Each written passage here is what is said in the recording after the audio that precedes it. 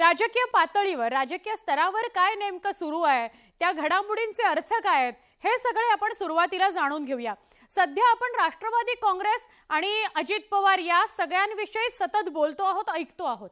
राष्ट्रवादी काँग्रेसमध्ये आता नवे नेते नेतृत्व करताना दिसणार आहेत।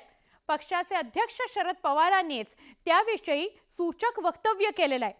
इतकंच नव्हे तर आगामी निवडणुकीत युवकांनी उमेदवारी देण्याचे संकेत सुद्धा त्यांनी दिलेत। आगामी निवडणुकांच्या पार्श्वभूमीवर शरद पवारांची ही खेळी यशस्वी होईल का, पाहूयात स्पेशल रिपोर्ट। भाकरी फिरवणार, नेतृत्व फुलणार। राष्ट्रवादीत आता नवनेतृत्वाची वेळ। निवडणुकीच्या रिंगणात युवकांना संधी। पक्षातले बदल ठरणार फायद्याचे।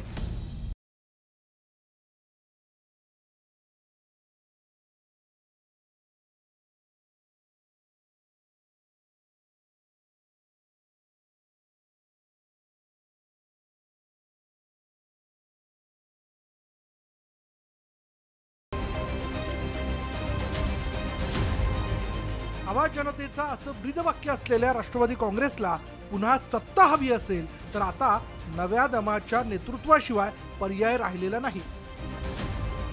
पक्षाचा हा झेंडा आणि नेतृत्व युवकांकडे देण्याची हीच ती वेळ असल्याचं शरद पवारांच्या लक्षात आलंय आणि त्यामुळेच युवकांना संधी देऊन राजकीय मैदान मारण्यासाठी शरद पवारांनी नवी रणनीती आखली आहे। आगामी काळात महापालिका, जिल्हा परिषदांच्या निवडणुका कधीही जाहीर होऊ शकतात। या पार्श्वभूमीवर युवा मंथन कार्यक्रमातून शरद पवारांनी युवकांसोबत संवाद साधला।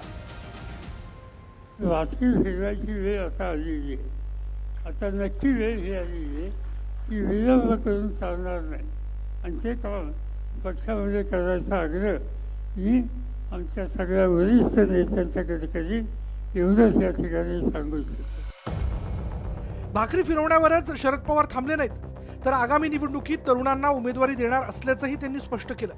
कशी वर्गवारी करायची याचा विचार करा, वरच्या टप्प्यात कुणाकुणाला आणायचं याचा विचार करा आणि त्याच्यात अधिक काम करणारे हे जे तुम्हाला वाटत असतील तर मी तुम्हाला खात्री देतो की त्यांना उद्या होणाऱ्या महानगरपालिकेमध्ये संघटनेच्या वतीनं निवडणूक लढवायची संधी दिली जाईल आणि त्यामध्ये एक नवीन नेतृत्व हे तयार केले जाईल।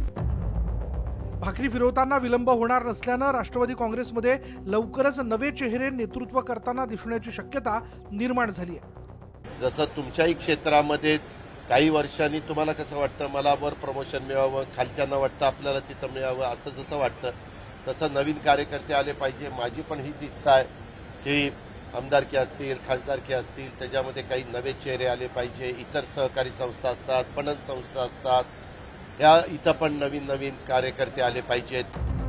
आता नव्या नेतृत्वावर आणि नव्या उमेदवारांना मतदार कितपत पसंती देतात हे आगामी काळात स्पष्ट होईल। Bureau report, news 18 Lokmat.